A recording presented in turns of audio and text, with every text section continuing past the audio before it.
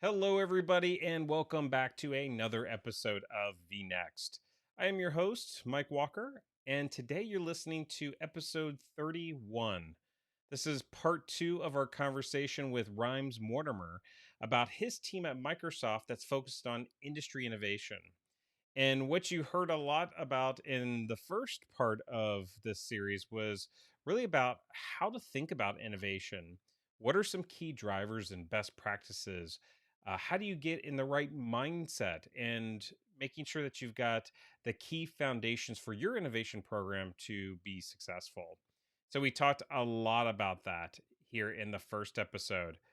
And then in today's episode, we're going to actually be going deep into the execution piece of it, giving you some really good examples about some of the initiatives that his team is working on, and some cool nuggets about some lessons learned along the way. Now, as always, all the show notes and links will be provided for all of you on vnextpod.com. Again, that's vnextpod.com. So make sure you swing by there, check out all the material. Heck, leave a comment. Tell us how we're doing. Would love to hear from you and get some of your candid feedback. With that, let's go ahead and dive into part two of our conversation. It's all about us creating that digital tapestry to help organizations create these digital ecosystems because Yeah. because today more than ever, we've got more data than we've ever had in the history of humanity. So we've got lots of potential insights. Whether or not that's useful data or not, that's a question. Yeah. We've got connections, we got devices everywhere. We've got, I think the number was 30 billion devices that are out in the wild today. And so now we've got communications technology like 5G where we don't have to worry about connecting. It's natively connected. We've got computers in our pockets. We've got all these Yeah. capabilities. And now, really, the meaningful part about all of this is creating that fabric of, okay, what does this mean for you, company A, that wants to create the next gen travel experience? Okay, so Yeah. me as Mike Walker, I'm a frequent traveler. I've got all the medallions and this and that. And so for me, I'm like, just take my data, make this as easy as possible for me. But there may be someone, let's say I bring my wife along, and hypothetically speaking, she's not like this, but hypothetically speaking, maybe she says, you know what? I don't believe in anybody having my data. Please Yeah. don't That's do fine. whatever. You know what? You can calibrate that based on the value in which Totally. you want to expect. Totally. Now, let's say Yes. I bring my grandmother with me and she's got a life alert button on her necklace. Well, Yeah. she's like, "Yeah, I want you to have my data, but I want specific types of data. I want you to tap into my Apple Yeah. Watch to know if I've fallen over. I want you to tap into my GPS coordinates and get an ambulance to me right now." And so I think, the hard part about this is we got the technology. That's not the issue. It's how do we wield these very powerful tools in the context of what each one of us defines as valuable, and value will be different based on our context. Hmm. In our Hmm. living room, in our office, in our car, in a public space, and that's where we're in some really fascinating, interesting territory. I totally agree, and it's why I use Lego as an analogy for everything. Right. Which is, everybody wants to build a different toy. What we have to build is a platform that lets these things be assembled easily for whatever toy you want. And as you know, as platform, I've been in platform strategy for a while. Microsoft built a platform for enabling the ubiquity of applications on the PC. We did, and we can do it in the cloud. And I'm excited about like exploring these areas around digital twins and logistics as enabling new capabilities where really should be this kind of plug and play Lego block assembly. If I like this thing today, but I like something else tomorrow, take the yellow block away, put the blue one on. Right. And it's that architecture that's so wonderful. And I think we're getting closer to that kind of functionality through the investments we're making at Microsoft. And with our partners. That's really exciting, and I ultimately want that hyper personalized experience to make my life, frankly, more productive and easier, which is kind of a uber goal for lots of people. Right. So obviously there's no shortage of really cool, exciting, highly impactful things that we can do. For you, Rhymes, how do you pick the right investment areas to go chase down? Well, some of them are chosen for me. If Satya shows up and says, "Rhymes, you're working on this," we're kind of working on it. Um, some come from partners and customer discussions. They can come from anywhere, frankly. The goal for us is to try to do some assessment, market research, analytics to determine what's the potential. And then we want to reach out to a few other people, certainly within the company, and get their opinion. Like we work a lot with Microsoft Corp Strategy. We work a lot with the product groups, business development, where we would state our case about what we think we see and ask, do they also see it? Do they have an opinion about it? And so when we feel like it's big, potentially pretty big, it's going to take a while, but we also have the support, from the other parts of the organization. I feel good about investing time and effort into those. As I said, they can come from multiple areas. We're just good at sort of bootstrapping these concepts and ideas, finding that coalition in order to move it forward. And then I guess the other thing is you have to be able to assemble a project plan. I don't care if it's a 4-year plan. We used to do that for building construction. It's like many years that takes to get the building stood up, right? Right. And then within that plan, what do you hope to accomplish, and do the stakeholders feel comfortable that's a good thing to have accomplished in that time frame with the knowledge that we have today? And then how does it get refined over time? So you still have to set milestones. You don't just like, hey, Mike, Rimes, off you go for the next 4 years. We'll see you when you get back from your journey. Right? It's like, hey, you need to call in. Right. When you get to Foo, you need to call us and you need to tell us, what did you learn after you went over the hill? Yeah. And are you making progress? And so that's kind of how we decide, and it's critical to keep the stakeholders engaged, because they're co-investors in the effort that we go after, and I feel good about that. So it really depends where they came from, and can we really see it being a macro impact opportunity. I don't think we're going to be asked to go work on a new Cortana device. That's not what we're built for. We're built for platform changing sort of strategies or new, very cross-cutting industry experiences. One we've been working on for a while is around the first line worker, those people who have to make sure all that stuff out there is working the way it's supposed to, the elevators, the sewage, the water lines, the gas meters, all, cars that are broken down. And we're using some of the insights from Azure and IoT to learn about what might break, or clearly we know when it's broken, but what might break using all that analytics. And then determine through things like dynamics field service, who's the right person with the right skills in the right place to go do that, fix it, and then close the loop and use all of this insight as a way to help companies make sure their operations are working as efficiently as they should. I think one of the things that Azure and IoT, just the whole world of IoT and those 30 billion connected devices sending 100 trillion gigabytes of data. Yeah. They're telling you something. You just need to figure out what it is you need to know. Right. Right? Because it's not data. You don't have to look at all the data to go do this. You just got to figure out, well, what is it? I want to know if that bus is going to break down because it's filled with passengers.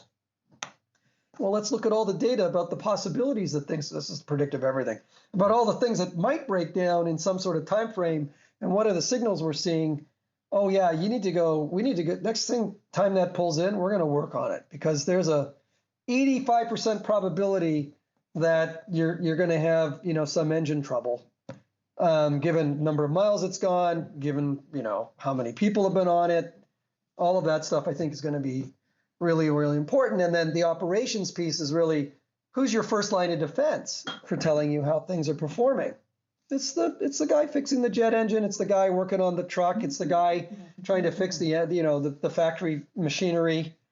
And so we really do see some of the technology there really helping them, whether it's they're getting their insight through a digital twin on their mobile phone, they're wearing a HoloLens or some sort of headset. Because if you don't know how operations is performing, it's very hard for you to engage the consumer or the customer who's going to ask you, Rimes, where's my package? Right, and, right. right? And they're going to call your call center and ask that person where it is. So if you don't know how your operations are performing until you do, and then you could surface up that data, you're probably going to get those calls where it could have been just an experience for the consumer, Mike or I, just to look it up online. Like, give me the digital. Oh, in fact, do it proactively. Rimes, your package it's going to be there in the next 3 hours. Oh my, fantastic. Right. So I love that stuff. And so to again, if I'm hearing this right, and I think these are some good lessons for people in innovation departments, even outside of our world. Is the key themes of what you're saying is one, you're not overly prescriptive on the opportunities. So it's always keep your ears open, communicate and collaborate with Yeah. customers, with partners, internal folks, but having a very open innovation type of mindset where we're open to new ideas, but Yes. also take those ideas in and quickly validate those ideas and make Yes. sure that they're aligned with where we want to go as a company. And so make sure you keep, You talk to people. yeah, You talk to people. go talk to people. And Right. so you're validating these great ideas. And then once you're in that innovation problem, and this is a common mistake that innovators make as well, which is they say, look, you agreed to this. So we're all in and we're going to put our fingers in our ears and we're just going to innovate, innovate, innovate. But what you're saying is, hey, don't do that. Be very agile. And if something doesn't work, chuck it. It's okay to fail. It's okay because now you've got a small, agile, and nimble team of a number of people versus the 2, 3, 400 product team and engineering team and marketing and sales and consulting, etc. Hey, we just saved the company a ton of money here and a ton of That's right. time, right? That's right. Yeah. Yeah, I took so many lessons from real estate and architecture, right? Which was you draw the idea or the concept out. You can be a thesis, a business thesis. It could be in my former world, the sketch of the building. Right. Okay. You flush it out. You think about all the different angles. Does it represent the company well? Is it going to hold the number of people? All of that stuff. And then those the first thing we want to go do, build a little model of it. Okay. For me, the little model of it was to get everyone else to see it the way you see it in your head. Okay. Right. In our world, we would think of that as a POC. Mm-hmm. Right. Let's go get our pilot. Let's get our POC. Let's kind of test it, pressure test it. Does the technology work the way we thought? Or the new fancy term would be MVP. We got to build that MVP, Well, right? exactly. We've got. Although when I think of the architectural model, I've been in the past. I've been testing sort of the look and feel and finish. In MVP, we actually are testing some of the technology and the experiences. So it's more than that. Although today, with digital technology, I could actually create the digital model, Right. and I could immerse you in it. Yes. And I can make changes with my finger, move that aisle or move. This is why I'm so excited about digital twins. But and I can actually immerse myself in it, and I can make real-time changes, and I could say, then I could run simulations against what changes I made all of which happens before a single shovel goes into the ground. Like what I've effectively done in the building context, what I've effectively done is I've experienced just about every element of it, every finish, the way people move through it, all before any big investment, and buildings are not cheap to go construct. Any of that has started. And almost with a level of assurance and certainty I would never have been able to have only 20 years ago in architecture and construction. I can truly put myself, not in my mind's eye, but in a digital model, immerse myself and run simulations. Like, how long is it going to take to get up to the 80th floor in the elevator? Like, because you don't want to open the thing and go, oh my God, there's a lineup out the lobby, Right. across the street, to try to get up to the top of that building. So I think this digital modeling and what we've taken from the architecture world, the MVP, we can go to whole new levels of understanding before $1 is spent on implementation. Yeah. Using digital twins. Even with today's world, right? We're in the middle of a global pandemic. And, now we've got workforce requirements around social distancing. Well, how do we deal with that elevator, right? To that very same example. So Mike, we're literally working on that simulation now in the team for our own real estate division.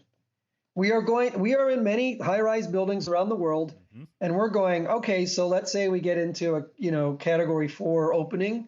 People can go back 50% of the building. Good, but we can only put 2 people in the elevator at a time. Simulate that. Right. Like, what's that mean? It probably means you need to tell half the people you thought could go to the office, they shouldn't go to the office. Or you have to create new innovation that says you have to book your time on that elevator, like you were booking a conference room. Right. Right. Wow. And so we're running those types of simulations. We're in the process of exploring those simulations. That's probably one of the most exciting areas the team's working on now. Is now that we've kind of helped with the digital twin model, and I think this is a really interesting opportunity. We're also going to focus on simulate the environment. Let me remotely manage that environment, right? And as much as I can, automate that environment. That's where we're going, right? And so those are the sort of big themes that we're focused on, going forward. So, and hopefully we have some cool stuff to show.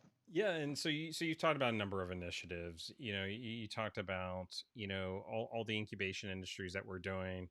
Around sustainability and logistics and reinventing travel. We talked about some broader initiatives around smart spaces, smart buildings, smart campuses, smart cities, digital twins. So that's today. What are some of the things that excite you about, let's say, maybe next year, maybe the year after? What are some of the things that you're like, you know what, Mike, we're not ready to do it right now, but maybe in a year, I'm super excited about this. Are there some innovations that you're excited about exploring next? Yeah, and I think actually we just talked to it because the simulation stuff is it's extremely early, where you can take massive amounts of data and really try to simulate an ecosystem. Yeah. That for me it's very early days for that, but it's probably one of the most exciting areas where we can converge a lot of things, the logistics stuff. I mean, part of the team is just beginning to explore, like, how do we simulate autonomous drones flying all over the place and not crashing into each other? Right. because we haven't really thought through whether they can see each other effectively or not. Like these and one of the other areas I'm most excited about is sort of workplace safety. And how do I use all of the insight from the way the construction site's working or the way the mine is functioning to reduce human injury through simulation. So I really do think that that's a big area. I mean, we've talked. Some of the guys are talking about quantum computing. Maybe that's a key part of helping us with some of this. The other area is we have some really exciting technologies around the simulation for like Azure remote rendering. Obviously, the HoloLens stuff gets super interesting and starts to get really applicable when I can do some convergence of the simulated twin Yeah. and then simulate the simulation. I tell you, Rhymes, that's where I'm most excited is with that whole simulation world is putting a really good UX around it. And in Yeah, my mind, that's not a dashboard. That is a mixed reality. You know, it's totally. not augmented, it's not virtual, but it's mixed reality. I'm able to interact with these objects. I'm Yeah, able to interact with people that may yeah, be thousands of miles away from me. But that's in my mind that's where it needs to go. yeah, yeah. I agree. And so in both contexts, you're simulating what's not there, Right. but could be. And whether that's the twin of the building you envision, or the user walking through it, who's seeing holographic things that can change their experience of that environment. I mean, Rhymes. I mean, So, I mean, Iron Man was able to do this with Jarvis. I mean, what's the holdup here? So, that's Marvel, man. Maybe right, we should go partner with those guys. yeah, maybe we should. Um, so, Awesome. shifting a little bit, to actually working with customers and partners, etc.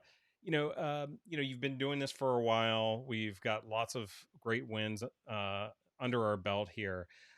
Working with customers and partners, have there been scenarios that just completely like surprised you, kind of blew you away, that you're like, oh wow, I can't believe that we got this result, or we discovered this, or there was a massive issue? I can I don't think anything that went well really surprised me. I think some things that didn't go well surprised me. So, um, and one of the important lessons I think around innovation is be as transparent as you should be, as transparent as you can be, Right. because and about the risks, about the ambiguity, because I have worked with partners where we were all leaning in, we thought we had all the support, we had all this momentum, and then just a strategy change in direction, something I didn't have any control over, completely killed it. And I think the only thing that really saved us from a pretty bad partner, they had leaned in, they had invested people, and they had invested time and effort around this joint opportunity together. The only thing that saved us was the fact that we told them that's a possibility, that we don't get there. Like that we want to make it happen, you want to make it happen, and then something changes. They get a new CEO. We have a new change in direction on the product side. Now, that's the lesson for me, right? Which is just people don't want to be surprised, Right. right? And because this is a fairly ambiguous area, it's easy. Innovation's ambiguous in its own right. It can be surprising, both the good and the bad, right? I would say that's probably the thing I worry about the most, because you want to get all of the momentum. There's a ton of goodwill that goes into this stuff, right? A ton of trust. And so you just have to say, I need you to know, Mike, everything looks good. I'm excited. You're excited. We've signed the contract. We've got the agreement to go do the MVP. But I can't promise that we're going to get to putting it in a market and scaling. I just don't Right. know yet. Now, So it's like going up the mountain and then a snowstorm hits. And it's like, guys, guess what? We're turning around. right. It's too freaking. We just unfortunately circumstances beyond our control, and they can be business and they can be market, they can be lots of these things. We can't proceed, and so I Now, hate that. now, as you know, I mean, we work in industries that are more innovative than others, and so when when we're working with customers that may be hesitant or are very risk adverse, whether they should or shouldn't be, that's another question. But Mm. how do you work with them to get them to be more comfortable with taking those risks? Because one on the innovator side, they've got to be very comfortable with being open and transparent, and having the confidence to be able to say, Houston, we have a problem. But also on the receiving side, from that business sponsor that says, yes, I'm going to give you kind of the latitude to be able to explore this, and if a storm does come, we'll figure out what we do. But to actually build this out and say, yes, we're going to do this innovation effort, that's tough. That's dealing with like insurance companies or oil and gas companies that have a process that's worked for them for decades. How do you help them get over that initial hump, Rhymes? Well, you want to understand their process. You got to explain your process too, right? Yep. So, and then I think one of the areas is be genuine. Like I hate. It's kind of weird, but it comes down to the people. Yeah. Right? It's about the personalities, and can you and I look each other in the eye and say, "Do I feel good working with you, Mike? Right. Do I trust you?" If a lot of it's the personalities, a lot of it, and frankly, is the remit. And if you run into other, you know, chief digital officers or other folks with the innovation title, they probably have a kind of the similar DNA, right? Right.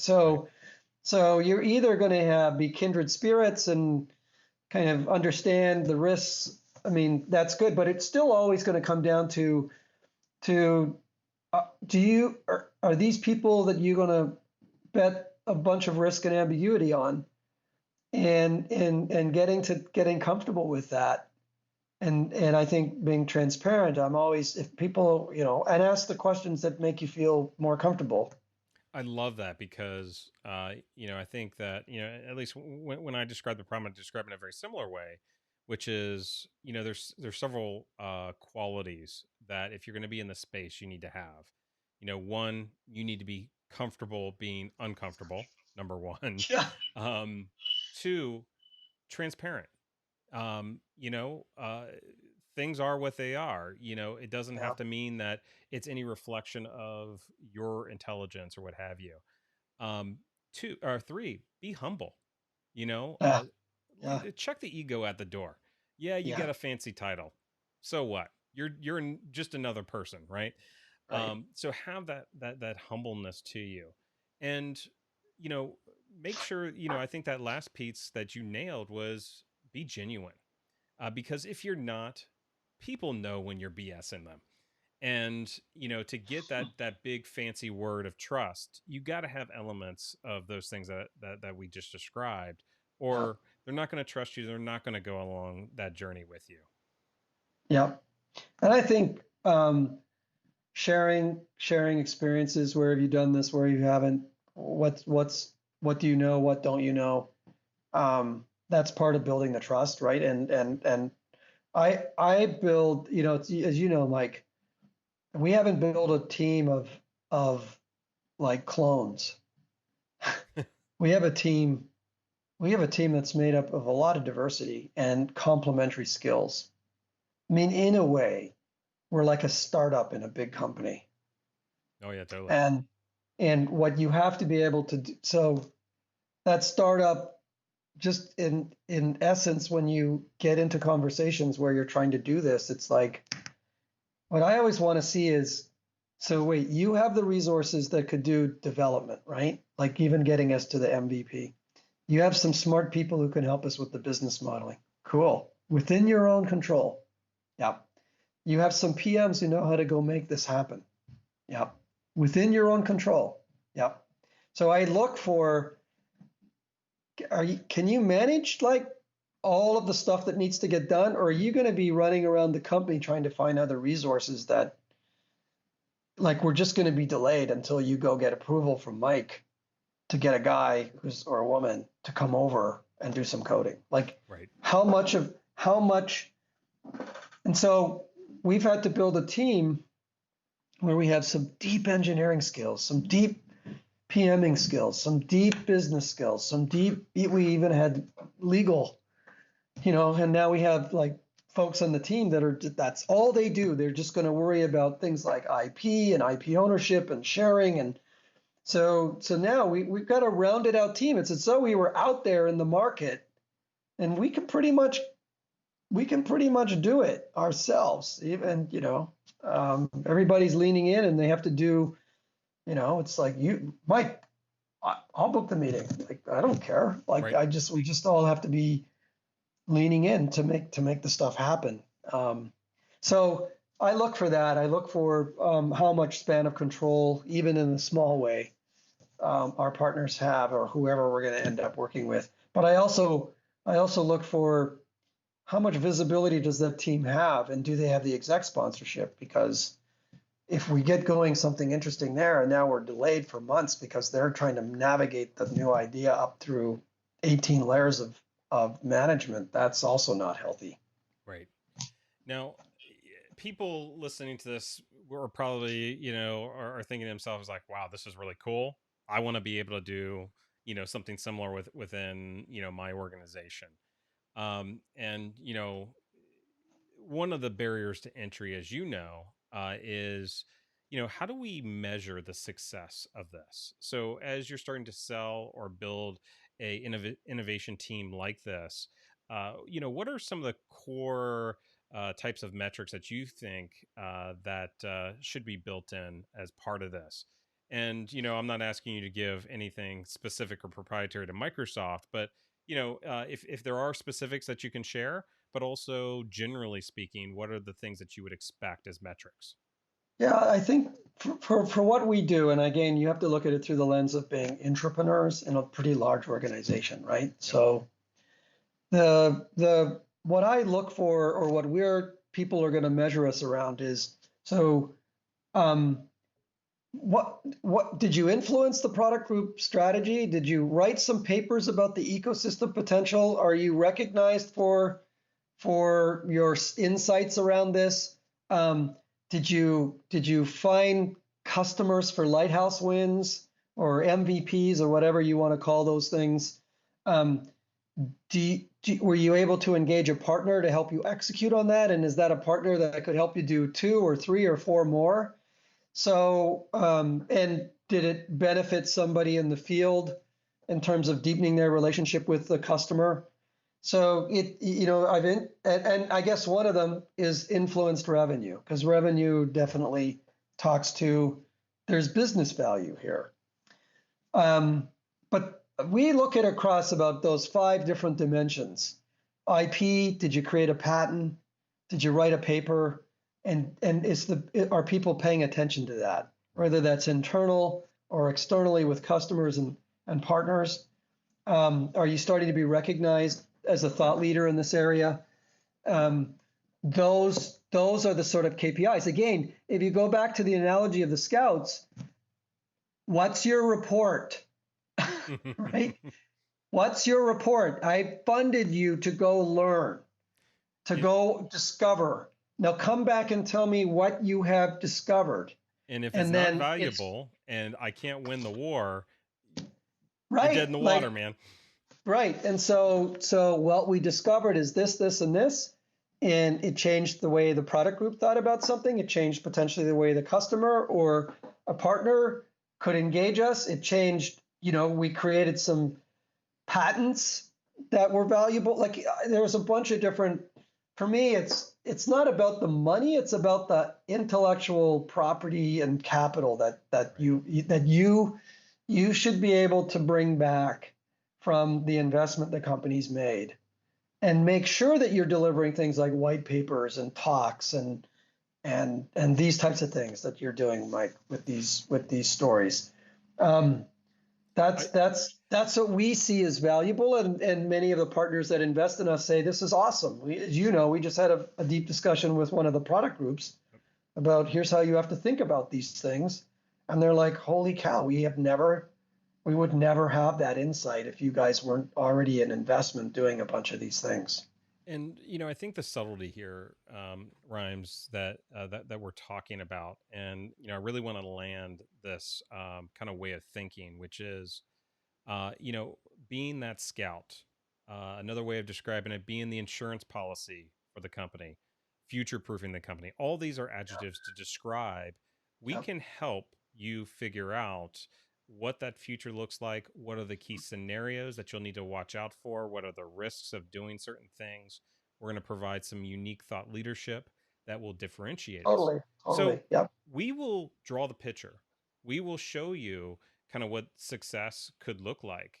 But at the end of the day, we're not responsible for the actual investment in those building a 200-person engineering organization within Microsoft Azure to go build a product around it. So we're in this position where we're able to advise them on their longer term direction. And I think a common trap that innovation groups get in is they try to do it all, and no one can do it all. And so I think what's Oh, I unique see. about what you had said was, we're defining kind of what the journey looks like and providing all the de-risking. And now it's up to you, and we can help you do that, but it's really up to you to own that and drive that going forward. Yep, yep. I mean, you're right. It's amazing. I have a buildings pivot on it, just about everything, right? So my job as an architect is to convince a client to spend $100 million on building a building that came out of my head. Right.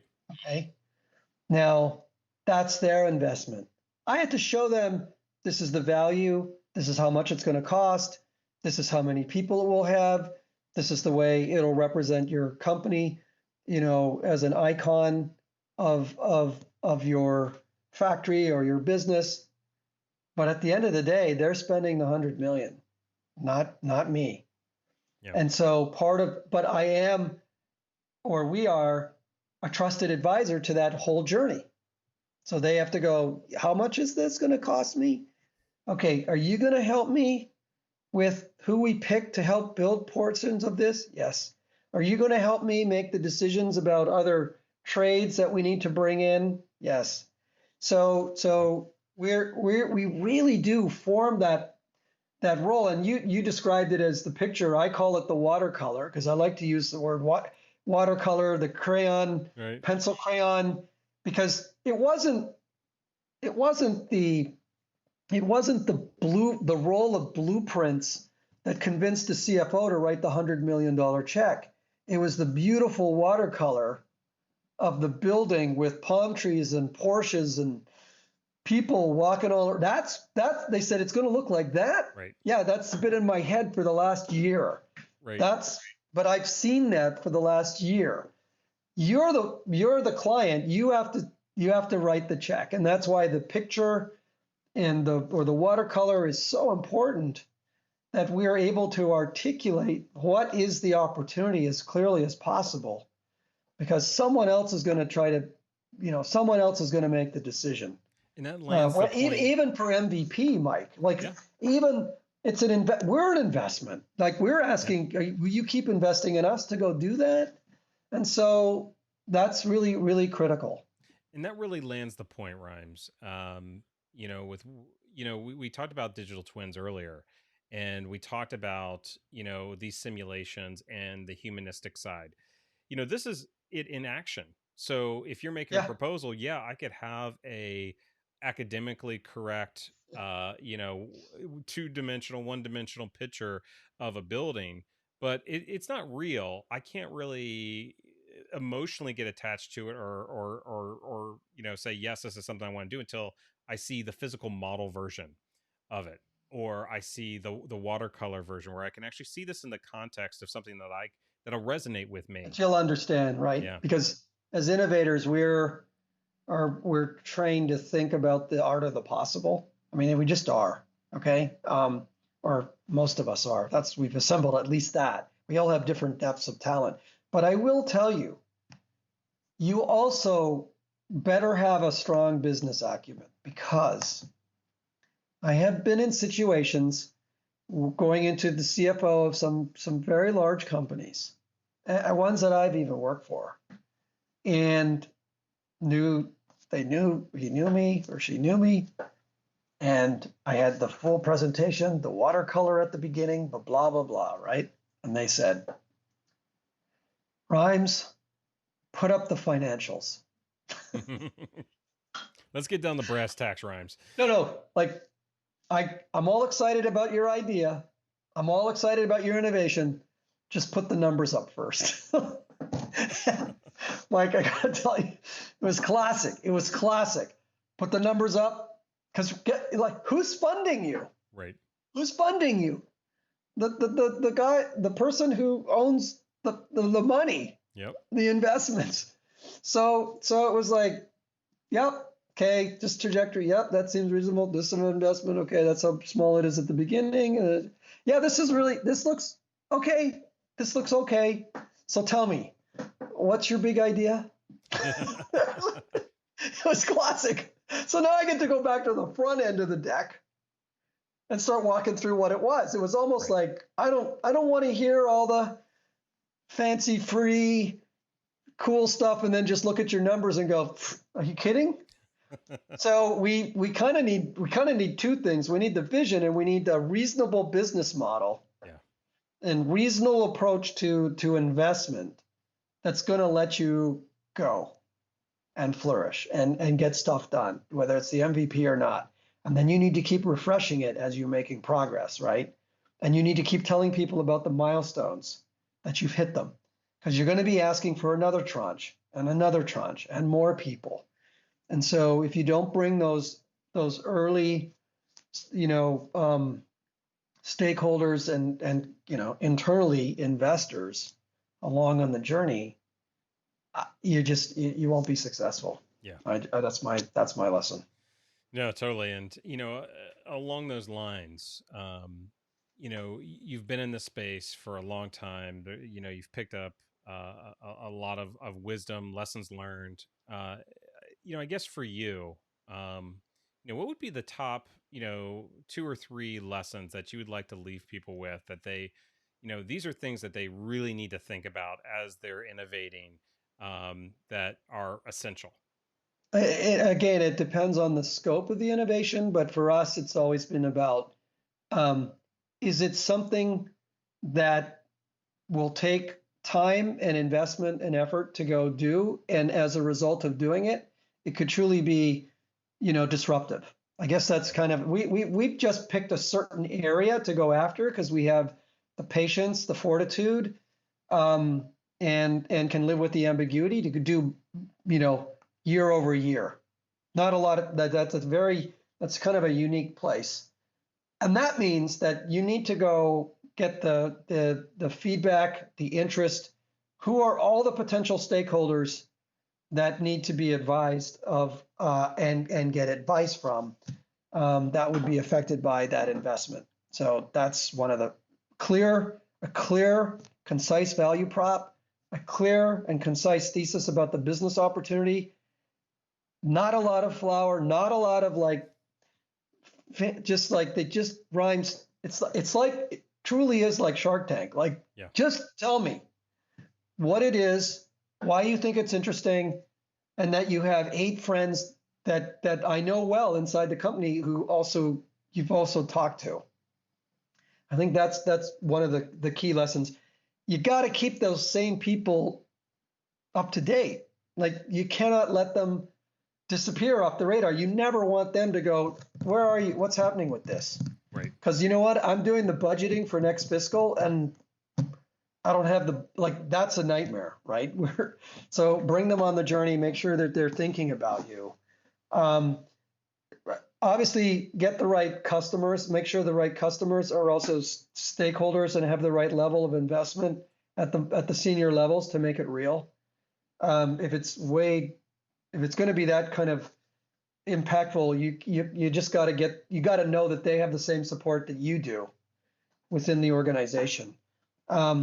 and have the vision, the long-term vision in mind, but also understand what's the first milestone towards that. What I mix metaphors here. I talk about the North Star and then getting to base camp. Be very clear about what those are extremes. But Right. what it really is telling you is you have to get to something that's even notionally along the direction of where you're trying to get to and show it to people, the progress, the MVP. You can't just be all about the North Star, and you can't just be about, oh, I got this cool mousetrap here, and without knowing, oh wow, the mousetrap business is going to be a massive business. It's going to disrupt Uber or whatever. You know, Right. you got to keep both in perspective at all times. I think those are probably the key lessons for me. Okay.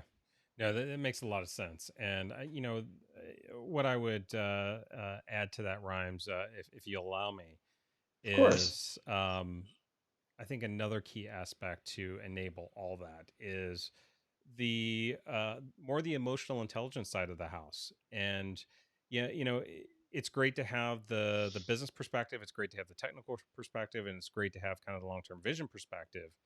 But if you go into a room like a bull in a china shop, that's not going to fly. If you don't know, the lessons that we've probably learned the hard way, Rhymes, about doing your due diligence, with the individuals that you're talking to. That's right. If I'm doing an executive pitch, whether it be internally or externally, I want to go and have an initial meeting with this person. I want to understand what they care about, what they don't care about, because when I do that pitch, I want to make sure that everything that I'm talking about is stuff that they care about. Because 9 times out of 10, if you're going into that Shark Tank environment, especially if it's a mainstream organization, you're going to have the CIO, your CFO, a CDO, maybe. You're going to have a variety of different roles, and each one of those roles are expecting something different. And to be able Yep. to, I think the last component of this EQ equation is gravitas, to be Mhm. able to go into a room and command a room. And it's a tough thing to teach, and it's a skill that always needs attention and refining. But just being able to go in with confidence, standing up straight, and to be able to say, yes, I believe in this idea, I think this is going to help us, etc., versus going in Yeah. maybe questioning yourself or nervous or afraid, etc., but being comfortable in your own skin is, I think, one of those lessons that I've learned over time that is just so important. Yeah. I mean, we said this at the very beginning of this conversation. You have to get to a yes, Yeah, you got to land right? it. You got to land it. So you better know who you're going to go talk to and what yes would have to look like to that person, right?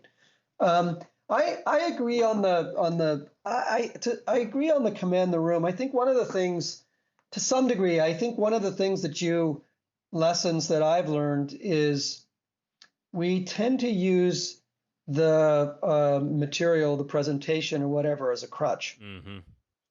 and we depend too much on that. Um, I've been in situations where I've had a couple of times the technology absolutely failed, and this is in front of an audience of like 300 or 400 people. Right. You better know your stuff. It gets back to what, like, can you see your own presentation in your mind's eye and literally walk through the slides without even a slide being up there? Yep. Because if you can do that and you can hit all the important points, you are ready for having the conversation. That will build your confidence in a way that gives you the again gets back to the personalities and stuff. You're confident, you're somewhat sure, you've done all the due diligence. That's a hard thing to fight, Mm-hmm. right? That's a hard thing for someone to say no. And again, you've gone in there with yes as the only option, Yeah. right? And maybe I'm sharing too much here, but what the hell? You're absolutely right. I like that notion of you've got to be able to walk through that PowerPoint presentation in your mind. And as a public speaker, I can tell you that whether it's presenting in front of a boardroom or it's presenting on stage in front of One thousands person. of people, right? my ritual, what I do, believe it or not, is the morning of, and I'll do other exercises before, but the morning of, I'll be actually in the shower, and one of the goals that I have to do is I need to be able to go through my entire pitch end to end without seeing a screen, anything. And so that Yeah. keeps me honest. If I'm sitting at the desk in the hotel room and I've got the computer in front of me, I'll be like, all right, I'll quickly check this or this fact or whatever. But just the ritual of first thing in the morning, that's the first thing I'm doing. It may be a long shower, but I'm going through that deck end to end. And if I mess up anywhere in between, I go back. All right, we got to, replay this bad boy. And that is a really great test to one, do I know this? um Yeah. Outside of do I believe in it, whatever, but do I know this? Because like you said, it can be a crutch. And if you're in front of, let's say, a boardroom, you know the standard operating procedure for me, at least, is I don't use a screen at all. I print out what they need, and I don't have any support system, but I have to know it, I have to believe it, and I have to be able to communicate it with conviction, Yep, or I I'm agree. toast. Totally. I just did one for the SLT at Microsoft, the senior leadership team, including Satya, and I do exactly that. I will write the script, and then I refine it, I refine it, I refine it, and then I see it all in my mind's eye, and I can see the three things I have to remember. You won't always say it exactly the same, but you know thematically what you need, the point you need to make. Right. And the reason that's important is someone's going to interrupt you. Mm-hmm. Okay, you're not going to get to just spill it out. So they're going to go, what? But Mike, back up, back up. Can you explain that point? And you have to have internalized it to the point where you know exactly why you said it and the background around it, and then not lose your momentum to the next point. Yeah. So the only way I've done the same thing. I not in the shower. I just close my eyes and I walk through it Mm-hmm. all of it, end to end. And I'm like, okay, I can see the slide in my mind's eye, and I can see the 3 points I need to make. Then I go to the next one, and I might say things a little differently when it comes to the actual thing, but I know when I'm finished, I said everything I needed to say, not scripted, but I landed all the points. And I can tell you at the end of the senior leadership team presentation, it just felt so good and I took some public speaking stuff too, and they said, here's the other meta point.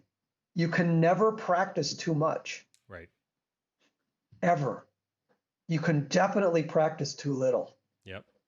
Right.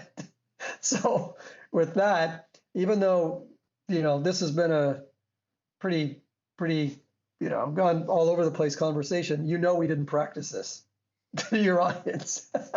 No, and which that's I the beauty. love, because I like this. This is not a presentation. This is, Yeah, I love the format, but and it's sort of top of mind. Rhymes. It's proven our point, though. You Yeah, know this material.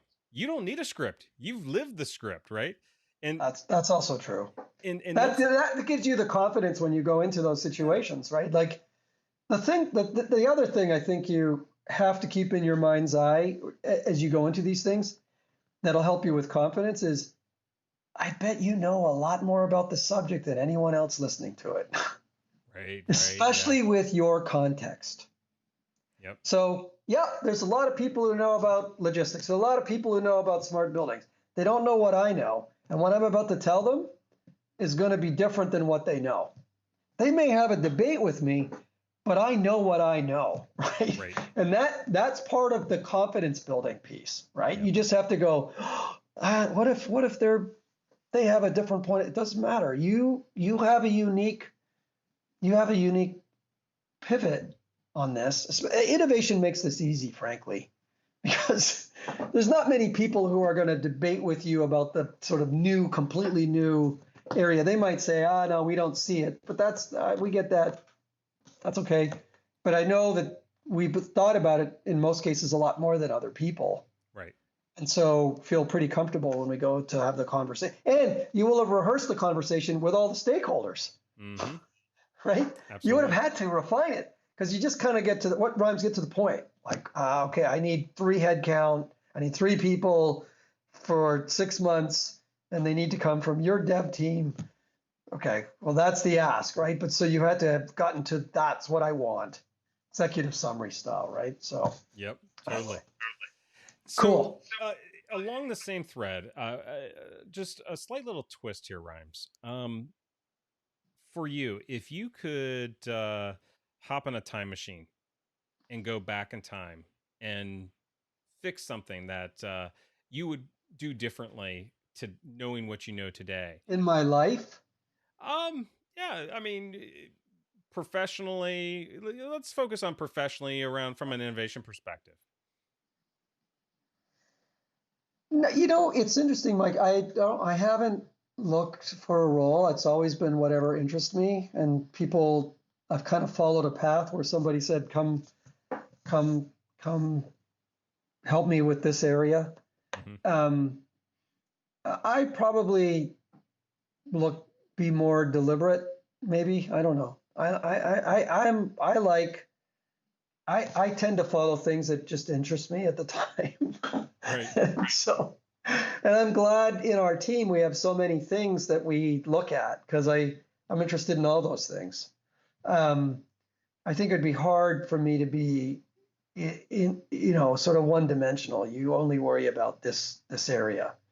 That just Yeah, that drives me crazy. so that's kind of in the DNA. I think from a career perspective, I'm really happy with the way it's come about, and the transition from like real estate and buildings into technology, and now they're coming together in a way that I sort of imagined back in the '90s, but now never in the way that I see it happening. And being at the forefront of that transformation is a wonderful thing in terms of the my background and now being in a company that's leading the world in terms of this new twin and simulation stuff. Just super exciting. I would almost go back and I can't wait to teach it actually.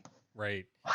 So we've been talking for a while now. So you and I have been talking for almost, believe it or not, 2 hours. Two hours. I see that. And there's so much that I want us to talk about, but You we have to just don't have edit. time today. You have to edit. Yeah. So what I Or hope it's a that two-part series, Mike. Maybe we make it a two-part series. What do you think? so that's exactly what I'm thinking, Rhyme. So if you would be happy to come back on to talk and more in depth about your background and passion around smart spaces and just kind of that whole broad world of cities, of buildings, and tying together that watercolor painting that you imagine in your mind's eye. I would love to double click on that and go into that in more detail here in a future episode. You down for it? Yeah.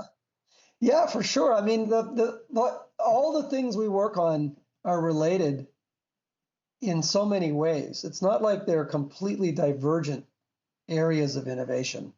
Right. And I'm happy to go into the areas of where there's a lot of similarity, where they're at its core, the core capabilities are consistent across so many of the things that we look into. Yeah, Um, and what we've talked about on the podcast a lot, and it goes into exactly what you're saying, but we use a fancier word. Um, we talk about the convergence effect. That there isn't yep, just one individual technology that's going to be differentiating, but it's going to be about how we bring these technologies together and orchestrate them in meaningful ways. agree, agree. So I'm happy to come back. Happy to talk a little bit more about the themes that I keep seeing across in my life, um, uh, being applied to what we do and the innovation that we drive. Awesome. So this has been absolutely awesome. Thank you, thank you, thank you so much for taking the time to do this. If people want to get a hold of you, is there an easy way to get a hold of you? Do you prefer connections on LinkedIn, email, Twitter? LinkedIn's perfect. I Okay. think that's it. I'm Rimes Mortimer, Microsoft. I've got a few connections a few more are going to hurt for the people who listen to this. It would be awesome. Um, but that's probably the best way to get a hold of me. And just if you're interested in hearing more about what we're doing, it sounds like you and I, Mike, will do a little bit more. Absolutely. Of course, you got a lot of insight into your management chain here, which is interesting. I'm not. Like you said, I'm using those skills there to know my audience. Brilliant, brilliant. I like it. So no, really, Mike, this has been fun, and I hope the audience gets something out of it. And happy to do some more with you. Awesome. You Thank you bet. so much. It's been awesome. All right. You're welcome. Thanks, Mike.